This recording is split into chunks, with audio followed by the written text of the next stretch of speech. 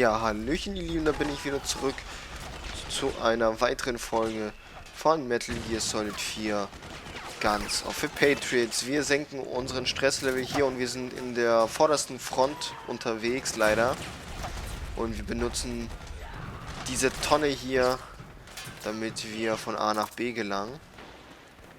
Theoretisch hätten... Na, warum das Snake diesen kleinen Vorsprung hier nicht raufklettern kann, verstehe ich nicht. Aber na gut, wir müssen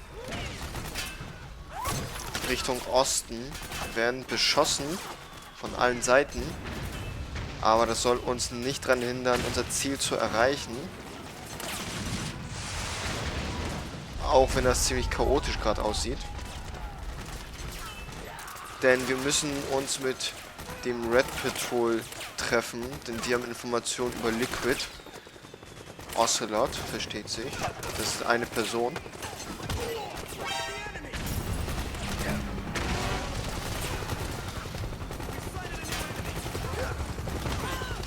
So. Wo? Egal, ich bin drin. Von mir aus kann der Airstrike kommen. Solange dieses Gebäude nicht getroffen wird. So, irgendwo in diesem Gebäude, wo wir jetzt drinne sind, befindet sich die Red Patrol Einheit. Und ja, wir müssen die jetzt suchen. Oh, und da oben ist schon mal eine Bombe. Die müssen wir sprengen. Ich weiß jetzt nur nicht, ob wir mit dieser Betäubungspistole das Ding sprengen können. Ja, können wir. Jetzt müssen wir aufpassen, denn anscheinend ist das ganze Gebiet hier vermint, um Feinde draußen zu lassen.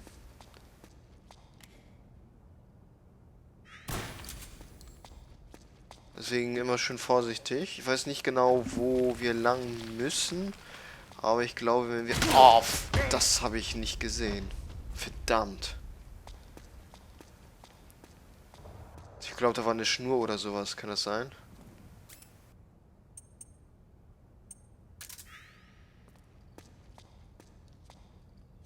So, hier ist nichts. Nur Instant-Nudeln.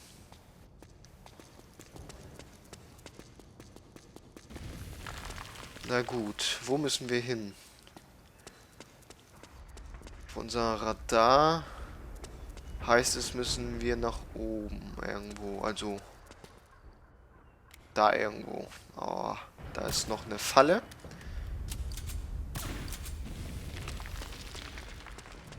So, hier ist die Küche. Wahrscheinlich ein Restaurant oder sowas. Auf jeden Fall, wir müssen hier irgendwo hin. Oh, da ist wieder Musik für den iPod. Oh, Mann. Level 3 Warning, okay. Ja, das nächste Mal sollten wir besser aufpassen. Jetzt passe ich wirklich besser auf.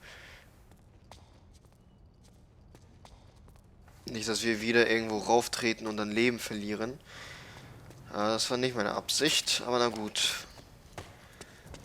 Einfach besser aufpassen, nun.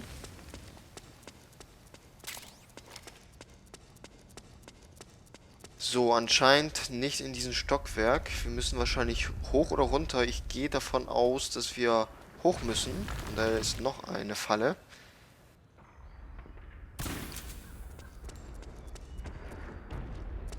Ja. Möglich, dass wir hier hoch müssen. Ist hier noch was? Nee, keine Falle. Sieht nicht so nach... Ah, da hinten ist eine Falle. Anscheinend müssen wir auch dahin. Denn das sieht nach einem Ziel aus. Oder beziehungsweise in dem richtigen... Sieht nach dem richtigen Weg aus. So. Hier sind noch ein paar Items, die ich gerne nehme, denn wir haben ja einen alten Snake bei uns, der jederzeit gerne Medizin einschlucken sollte, beziehungsweise gegen seine Psyche was einnehmen sollte. Und ja, dann sind wir wohl angekommen.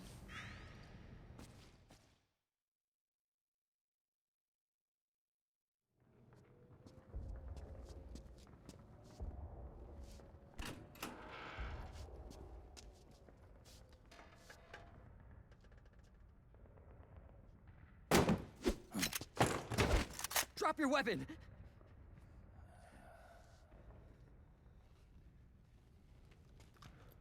Drop your weapon! All right.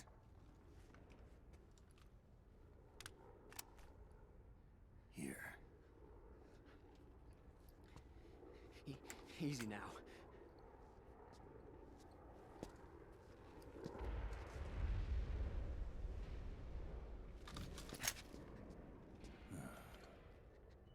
Don't move.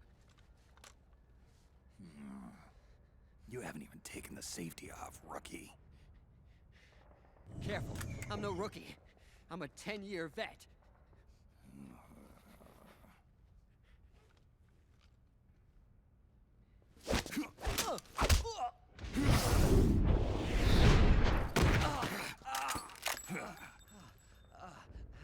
How the hell did you ever survive 10 years? Don't move!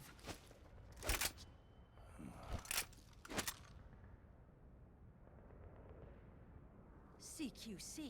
Real big boss, huh?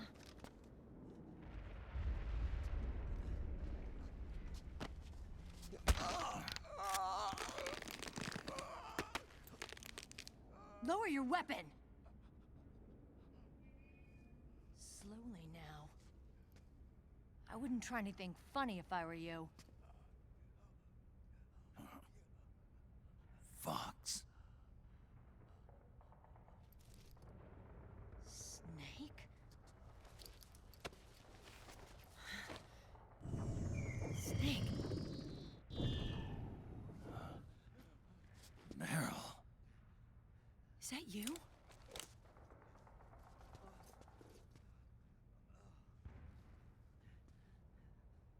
What happened to your face?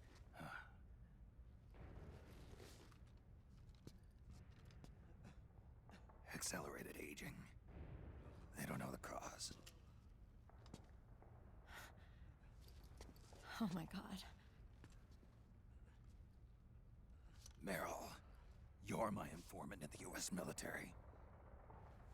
And you must be the inspector sent by the UN.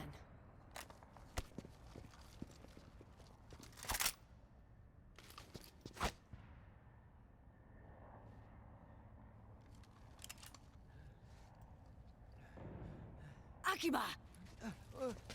Commander!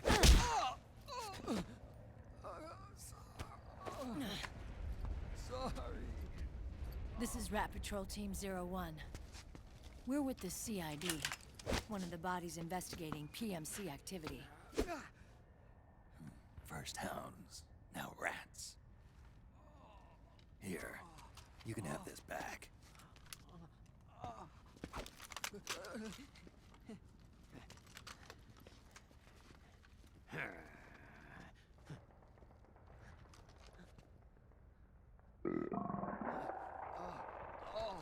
What is your problem?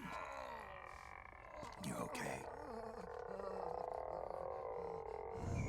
Stomach pains? Diarrhea?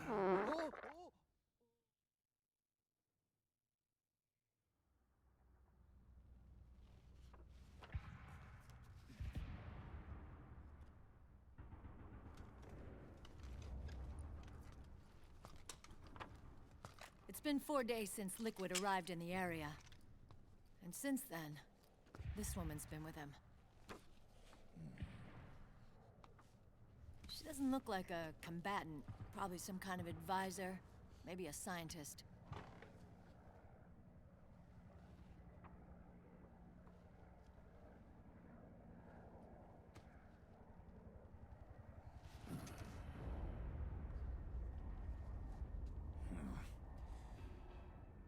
So, you're the commander of this O1 unit. Why? Something wrong with that? Here, I'll introduce you to the team. That's Ed, our radio man and sniper. Sleeping giant is Jonathan.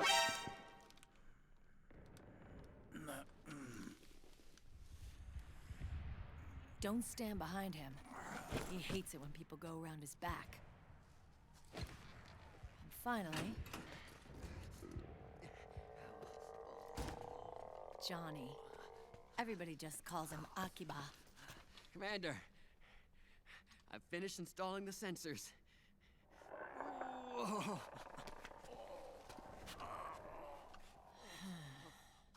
Okay, Akiba. Anyway, You're all grown up. maybe it's because someone taught me well. A certain legendary hero who suddenly disappeared. You quit the unit. Me? I never gave up on you. Or on Foxhound. Back then, I just wanted you to accept me. I wanted you to turn around and see who I was. But I've put the past behind. I'm done playing little love games.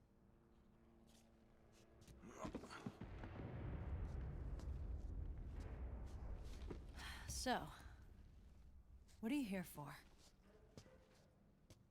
Threat assessment. The PMCs. Really? Because I heard a rumor there's an assassin out there targeting their leader. Well, that's some rumor. I'm only here because the UN wants me to assess the impact and effects of PMCs on their refugee protection efforts. That's all? More than enough for a retired vet like me. I know he's plotting an insurrection. But as long as AT Security's system is in place, there's no way he'll succeed. How can you be so sure? They've implemented a system that monitors in real time every single soldier engaged in combat action, whether he's State Army or PMC. Each individual soldier has been fully ID tagged with nanomachines injected into their bodies for that purpose. The nanomachines keep track of the soldiers and their real-time personal data 24 hours a day. They monitor each man's position, movement speed, reserve ammo, firing accuracy, wounds, rations, water intake and supply, sweat secreted, heart rate, blood pressure and sugar levels, oxygen. All the data gathered on body condition, on sensory organ data showing pain and fear, data on every internal response within the body. All of it is collected by an AI at the system's core. This data is monitored at HQ to enable command to make quicker, more precise, more rational decisions. It also enables crisis management for each individual soldier. It's being used by the US military, by state armies in allied countries, by PMCs. Even police agencies are starting to adopt it. Unless they agree to implement the system, PMCs aren't permitted to send troops anywhere.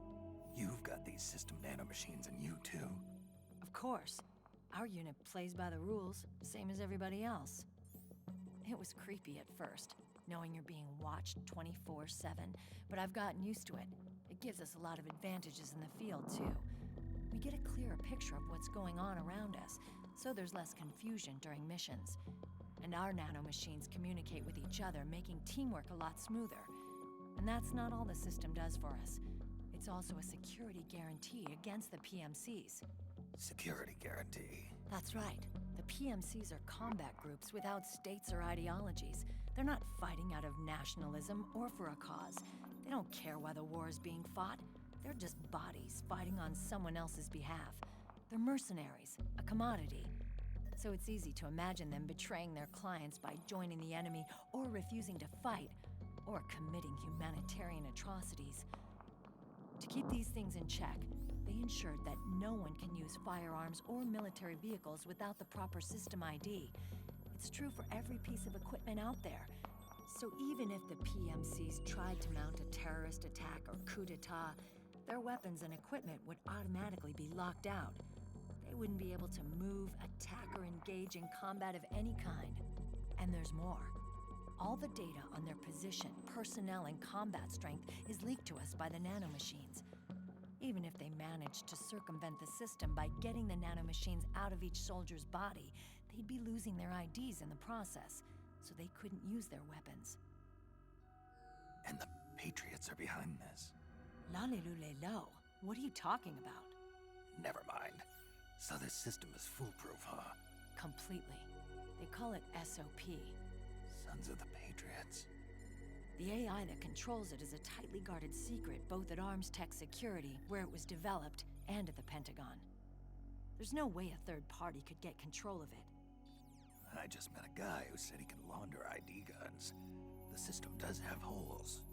There can't be more than a few hundred of those gun launderers. It's just a grassroots movement. It's not like they can affect the entire PMC war machine. Anyway, Liquid would have had to register as a PMC in the system to assemble an army that massive. His PMCs might even exceed the US military in terms of numbers, but as long as they're registered, their soldiers' activities are constantly being monitored. So long as the US responds immediately when Liquid makes his move, we can take them down by force. By force, huh? When RSOC heard about Liquid's plans, they sent us to sniff around the PMCs. Even with this SOP keeping an eye on things, there are always trouble spots to deal with in the field. Disorderly conduct, disobeying orders, contract violations. We act as backup for the system by monitoring the soldiers. PMC inspections are always carried out on the battlefield. That's why we're authorized to carry and use weapons. We've lost 5 inspection teams in the past few months alone. They were all undercover, inside Liquid's PMCs. Then, if you got caught... We'd be exterminated like rats. But we're smarter than that. We've been mingling with the PMCs, and after 3 months of searching God knows how many battlefields, we finally tracked him down.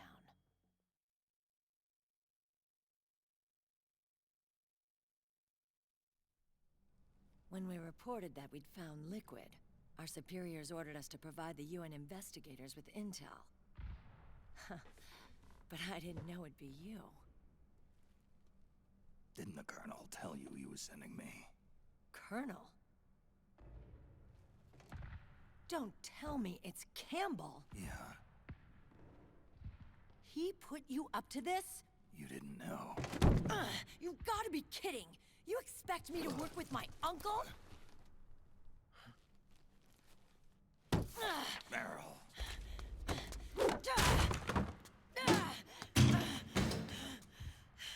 This is bullshit! He's not my father.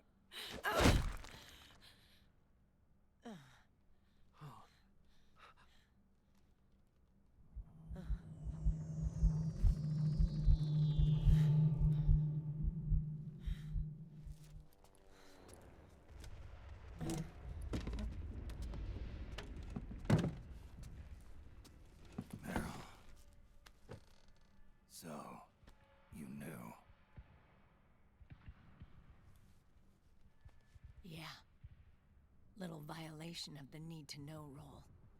Then, why are you still calling him Uncle? You're still calling him Colonel. He's your father. As far as I'm concerned, we're still uncle and niece. I will never forgive that womanizing piece of shit. Meryl.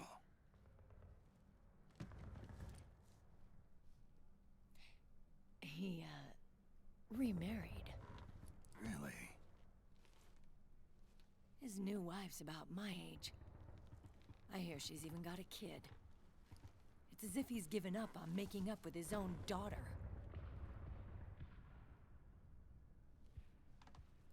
Men. Selfish, egotistical pigs.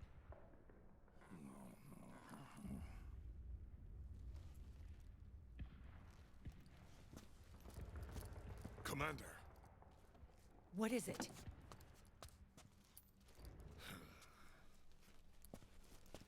there's 20 of them. And they're not from that PMC praying mantis either. It's the fraud. His private troops.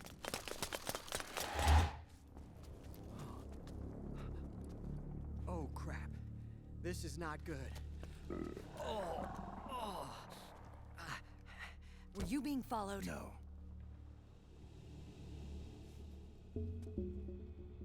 Akiba! They might have seen the reflection off my scope lens. Whoa, wait. Hang on. You guys think it was my fault?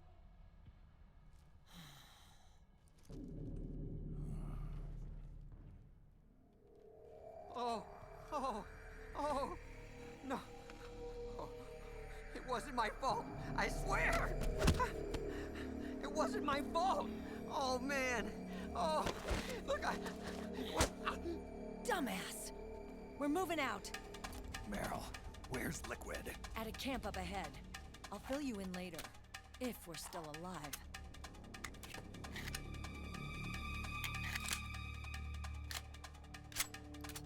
Follow me.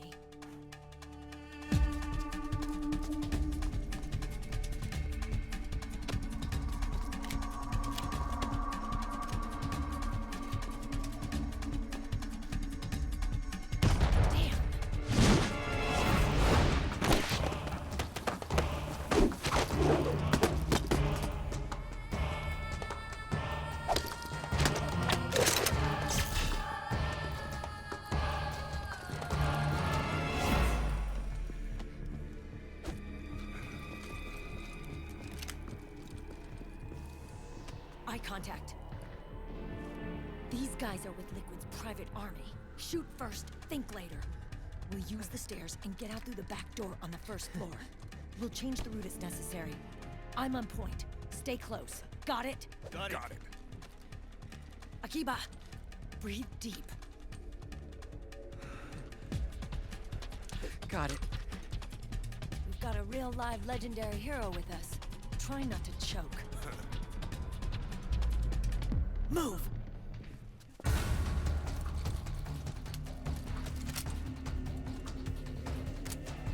Und so schaut's aus. Wir müssen diese Privatarmee von Liquid stoppen.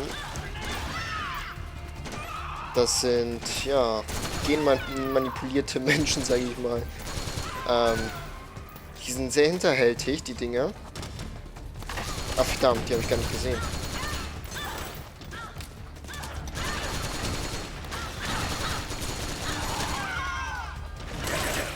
Verdammt, wo? Ah, ja. Das meine ich mit hinterhältig.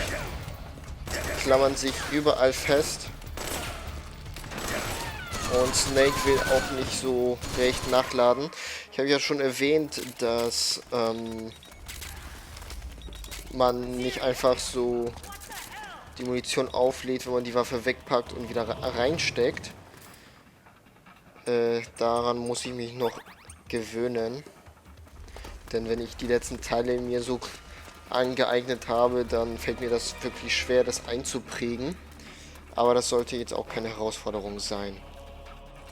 Hoffentlich. So, die sind hinterhältig, weil sie von überall herkommen können. Sie können klettern, sie können auf einer Wand kleben bleiben, so wie die jetzt hier oben. Das ist das Schlimme, dass sie auch hinter einem kommen können und dann oben irgendwo an der Decke rumhängen.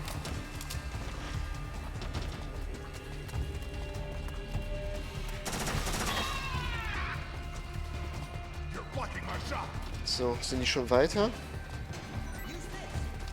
Ne, anscheinend nicht. Wir müssen auf jeden Fall hier...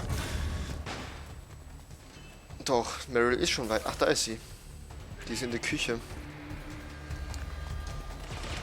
Ich gehe mal außen rum. Kann ich die da erledigen?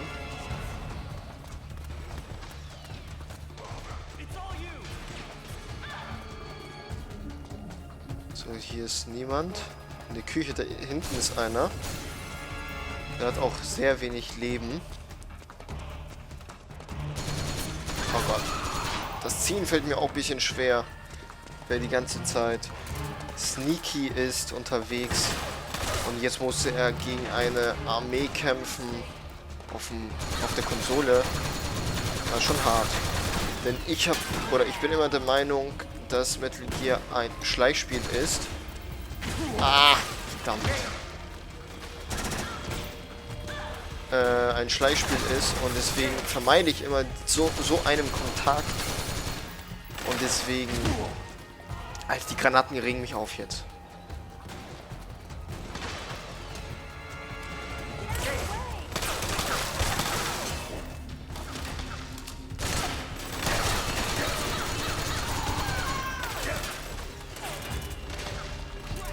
So, seht ihr das? Das funktioniert nicht. Ich muss extra nachladen. Na gut, was ich ja sagen wollte ist, dass ich eigentlich Metal Gear spiele, um schleichend Leute zu töten und nicht hier wie in Metal Gear Solid 4 in die Action reingepresst werde und somit muss ich halt mich mit... Oh fuck, hab ich mich erschrocken. Ja. Nun muss ich mich mit der Steuerung gewöhnen.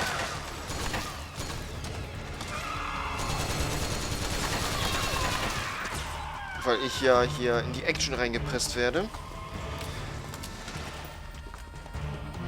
Denn ich mag es eigentlich nicht, Action-Spiele auf Konsolen zu spielen. Aber ist ja jedem selbst überlassen.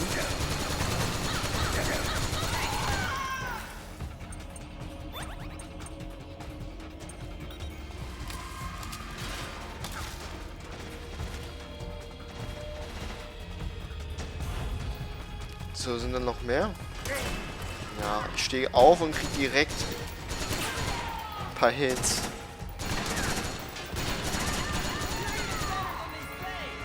Ja, ich muss mich noch an der Steuerung gewöhnen, aber ich glaube, das sollte kein Problem sein für die nächsten Folgen.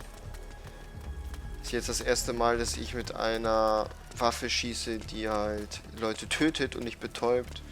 Und halt auch in die Action reingepresst wurde. Das heißt, alles neu für mich. Die Steuerung ist zwar ein bisschen die alte, aber dennoch, man muss sich an den Controller gewöhnen.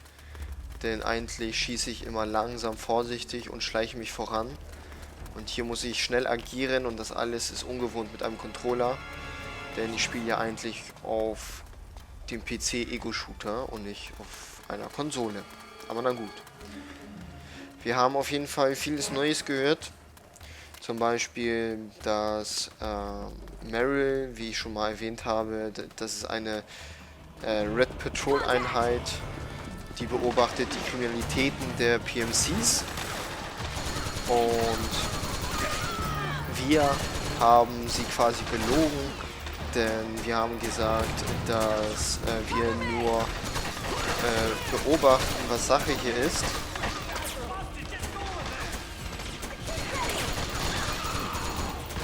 Wir haben nicht gesagt, dass wir Liquid töten sollen.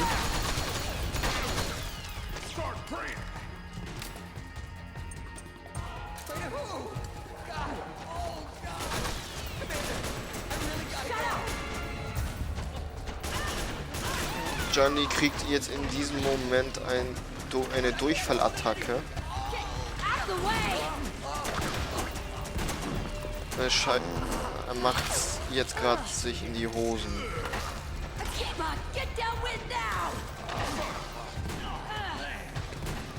Oh Gott.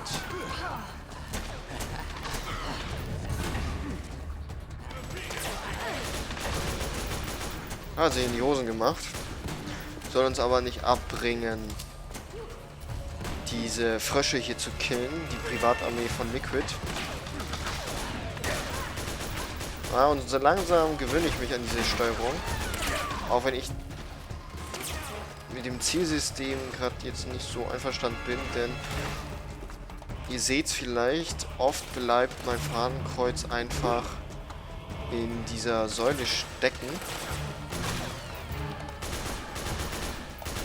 Aber na gut.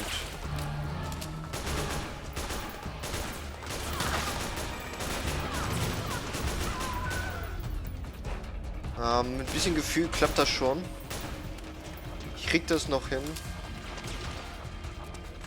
Auf jeden Fall weiter geht's. Sie sind nämlich schon ein bisschen voraus.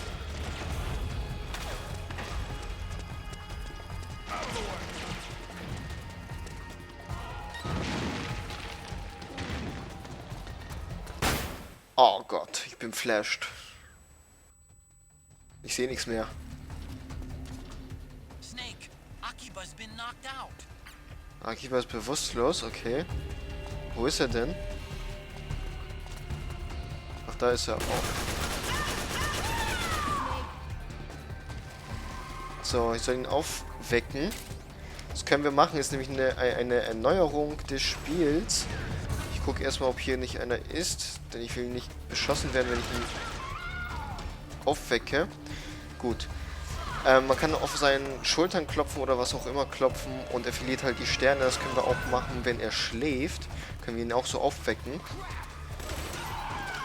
Und das ist halt auch eine kleine Neuheit eines Metal Gear Spiels.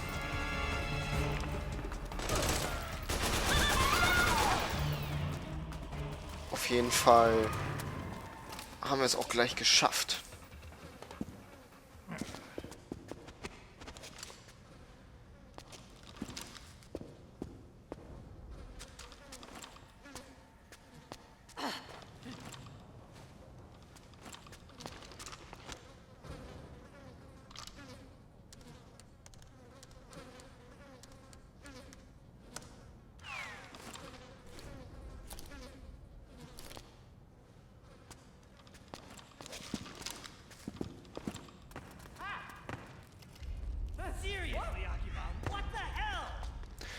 Ja, und dieser Johnny ist halt nun mal so einer, der in jedem Metal Gear Teil eigentlich drinne steckt.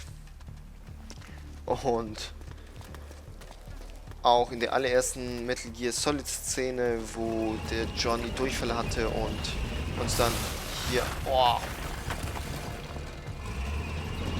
uns dann in den Stich gelassen hat, weil er aufs Klo musste, und dann ist Otacon gekommen und hat uns geholfen quasi, Ketchup zu bringen, und so konnten wir ausbrechen, weil Johnny gedacht hat, dass wir verblutet sind. Dabei war es nur Ketchup und da haben wir ihn ohnmächtig gehauen.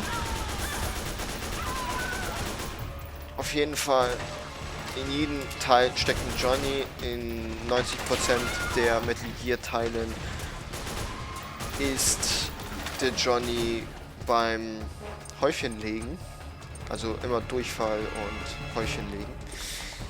Genauso wie hier ist halt, Johnny ist ein beliebter Charakter und ja, Kojima hat hier auch in diesem Spiel einen Johnny reingetan.